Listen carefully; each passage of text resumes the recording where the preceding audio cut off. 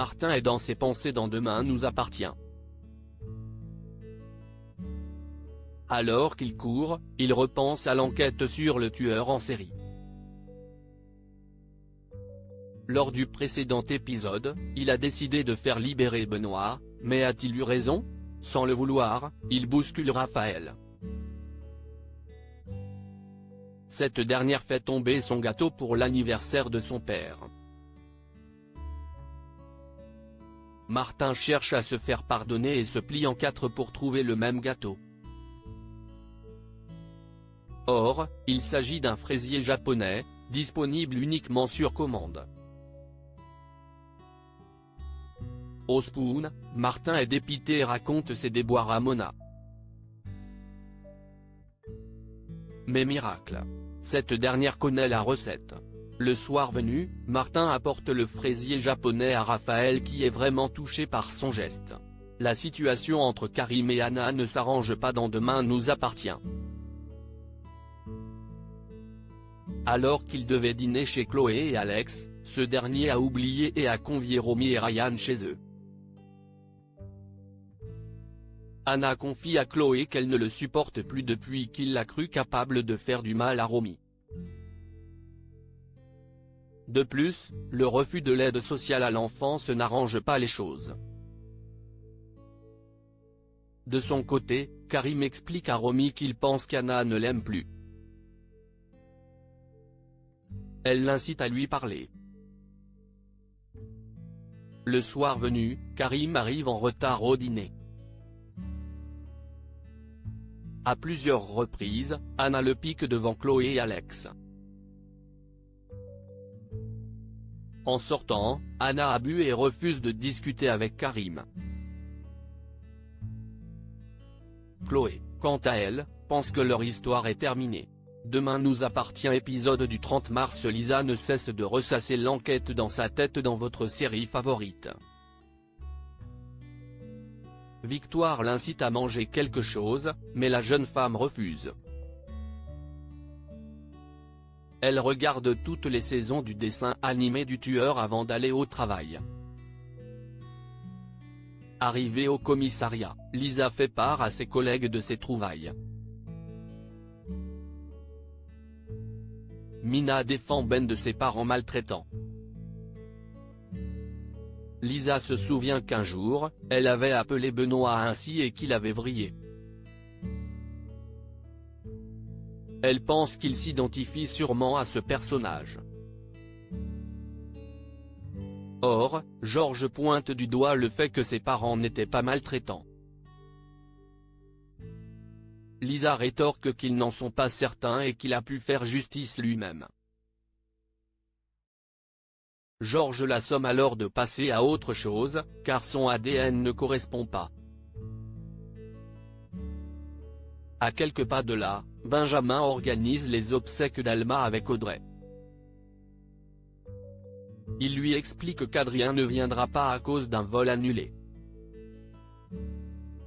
Il pense surtout que le jeune homme ne peut pas se résoudre à assister à l'enterrement de sa mère. Benjamin confie vouloir aller à Bali pour disperser les cendres d'Alma avec son fils.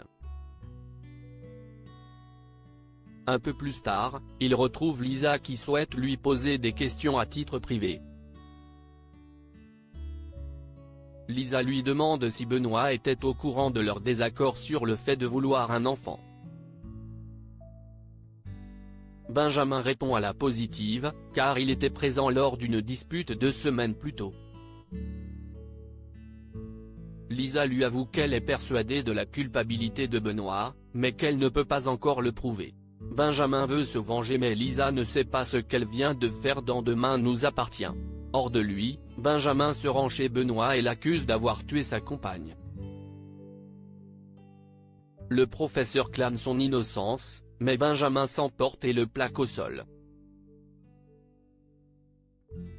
Il le somme d'avouer tout en l'étranglant.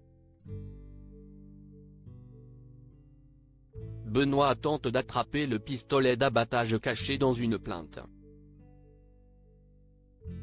Au même moment, Chloé annonce aux élèves du lycée que le lendemain après-midi sera libre pour ceux qui souhaitent assister aux obsèques d'Alma.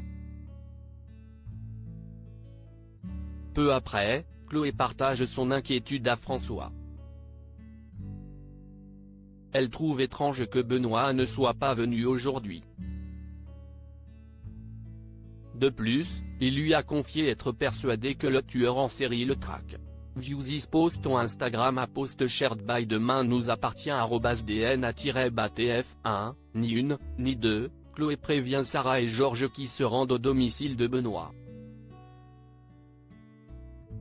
La porte de son entrée est ouverte, mais le professeur n'est pas là. De plus, fait étrange, quelqu'un a soigneusement rangé l'appartement pour masquer des traces de lutte. Un peu plus tard, Sarah et Georges font le point sur la disparition du professeur de SVT. Sarah se demande si le fait qu'il ait été soupçonné n'aurait pas fuité. Ainsi, quelqu'un aurait pu vouloir faire justice soi-même. Georges émet l'hypothèse que le tueur aurait noué un lien spécial avec Benoît au point de vouloir l'agresser plus tard. La nuit tombe sur cette dans Demain nous appartient.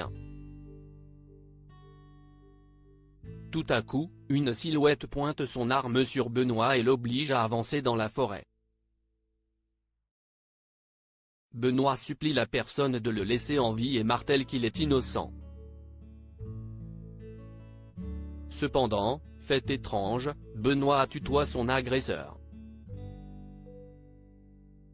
De plus, la silhouette ressemble plus à celle de Lisa qu'à celle de Benjamin.